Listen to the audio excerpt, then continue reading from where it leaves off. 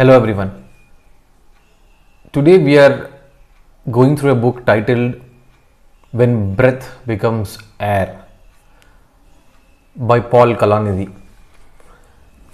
The book is a memoir by a neurosurgeon in Paul Kalanithi who succumbed to cancer at a very young age, at the prime of his youth. This is an attempt by him to discuss his interpretations of life, death, and what happened in between them in a short lifespan of 36 years.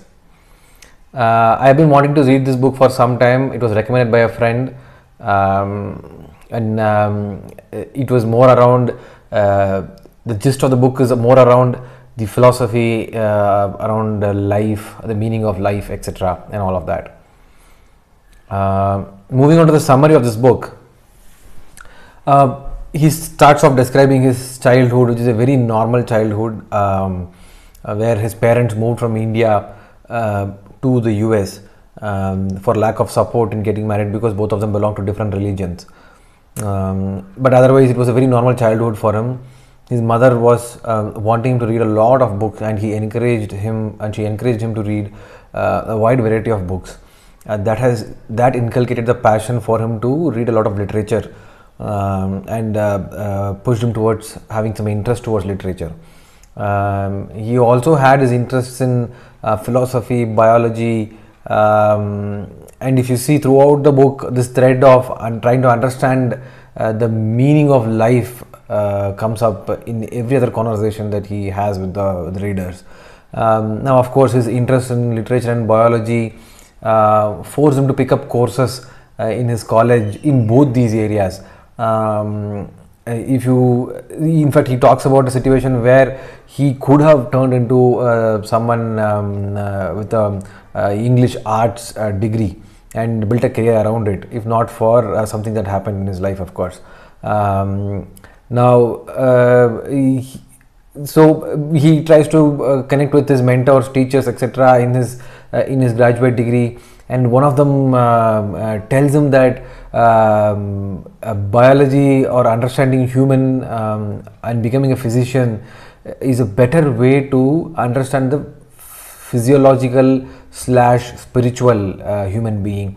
The connection between the physiological and the spiritual domain can be well understood if one becomes a physician, was the thought process that his mentor gives him, and then he picks up medicine to be his major.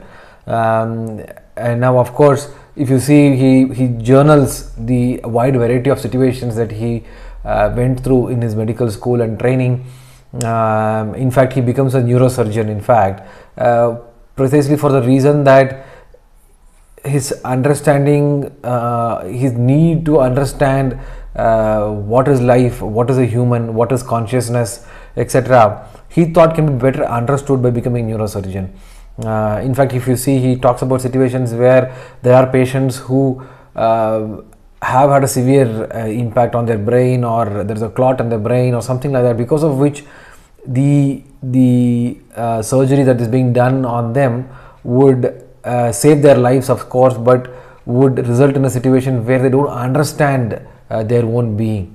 Now, as a neurosurgeon, what call would you take? Would you save the person's life, or you render them useless but give them a life? So such kind of philosophical dilemmas is something that intrigues Paul Kalanithi, and he wants to understand this a little more deeper, better, etc., and hence becomes a neurosurgeon, and he thrives in this profession. Of course, it is very, very challenging in terms of, and demanding in terms of the number of hours that he has to spend in the hospital, but he enjoys every moment of it, and he becomes one of the prolific doctors in this domain in that period, and he also garners highest awards in this domain as well. Amidst all this, he marries Lucy, who is also a practicing medicine, and who is a friend of Paul Kalanithi, and everything seems normal in his life. Everything is going amazingly well. He's at the peak of his career. He married his girlfriend as well, but then that is where the twist in the story happens, and he starts to lose weight significantly out of nowhere, and he has severe back pain and is not able to understand why this is happening. He goes through multiple tests and all of that, and then he realizes that in one of a test that is being taken, that he's been diagnosed with lung cancer, and in fact it has spread to multiple organ systems as well. So he realizes that this is not a simple thing that he can pass by. He has to handle it properly, very well, to ensure that everybody around him is also handles the situation very well. Now he has to handle between being a patient as well as a doctor. Now so in many of these situations, what happens is you are being diagnosed with a terminal illness. You try to come up with your own thoughts on how this should be handled, etc. But then the consulting doctor might have different opinions. So do you treat yourself to be a patient and listen to what the doctor says, or do you come with your own thought process and ideas and then recommend that to the doctor, etc. A lot of tussle happens between him being a doctor versus a patient. There's a lot of ebbs and flows that happens in his recovery. Of course, in the first stage, he's given certain pills. It gives him some kind of a recovery, and then he sees that he's able to function close to normal, and then he goes back to doing what he does best, which is neurosurgery again. When he was first diagnosed with it, he stopped going to the hospital, but when he recovered from the first stage of treatment, he goes back to neurosurgery, and then he continues to do good work there again. He spends a lot of time in the hospital. Of course, it's the challenging thing continues to exist. So what happens is, after some point he realizes that his body is not able to cope up with this kind of pressure mentally and physically, and he starts to see a relapse of the cancer coming back to him. Diagnosis again, sees that there is new nodules that are being formed in his lung. So basically the cancer has come back. Now the only option now is to go for chemo. They go for chemo. Of course, the chemotherapy has its own significant effect on human body. He loses weight significantly. There's a lot of vomiting that happens to him. The medicines are having a severe impact on his body and his well-being. Point is, at this moment he has to make a very critical decision. So both Lucy and Paul decide to bear a child, right? And given his situation of continuous medication that he is taking, they go for assisted reproduction, and Lucy bears the child of Paul Kalanithi, and she delivers a baby daughter. Now the important point to note here is, before the terminal illness set in, Paul and Lucy got into a rift actually in terms of their marriage and being together, because of both of them spending a lot of time away from each other in terms of excelling in their professions, etc. But this terminal illness brought them together, and Lucy was very clear that she wants to continue this relationship with Paul in spite of the illness, of course, and then wants to bear the child of Paul Kalanithi as well. Now, after the chemotherapy was done, and the impact it had on Paul's physique, it was clear that he was looking at something which is inevitable. But what Paul did was amazing. He did not go into a cocoon or did not fight against it irrationally.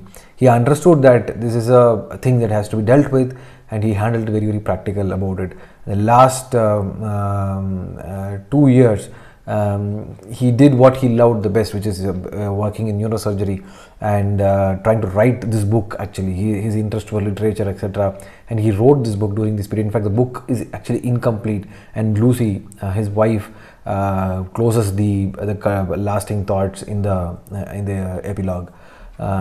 He dies 2 years after the diagnosis was made, and 8 months after the daughter was born. It's a very moving story, and very important thought for all us to carry from the book, that it's a very temporary thing that we all have as to what we call as life, right? Now moving on to the key takeaways from this book. At the age of 36, when most people are in the prime of their career, Paul was diagnosed with cancer, and with very, very minimal life expectancy. The uncertainty of a life and our lack of respect to what we have at hand is re-emphasized through this tale of Paul. The second important point is Paul handled the situation with aplomb and ensured that the last 2 years weren't just about handling the pain.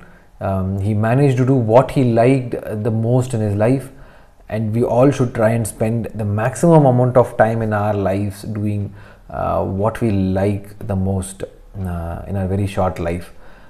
With that, I'll close the summary / review for this week. I'll catch up with you with another interesting book the next week. Thank you.